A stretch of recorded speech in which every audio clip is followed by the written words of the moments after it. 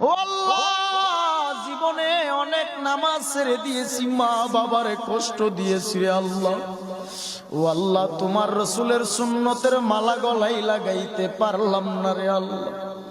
তওবা করে নিলাম আজকে আলেমুল আমাদেরকে সাক্ষী রাখিয়া।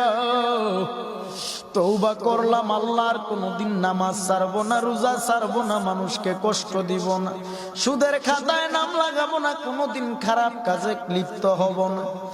আমার আল্লাহর কাছে যদি একটা বার চোখে পানি ছেড়ে তওবা করতে পারো, আমার আল্লাহ এই মাহফিলের প্যান্ডেলের থেকে বের হওয়া মাত্র জিন্দেগির আমল নামার গুনাহগুলো ক্ষমা করতে পারে কি পারে না?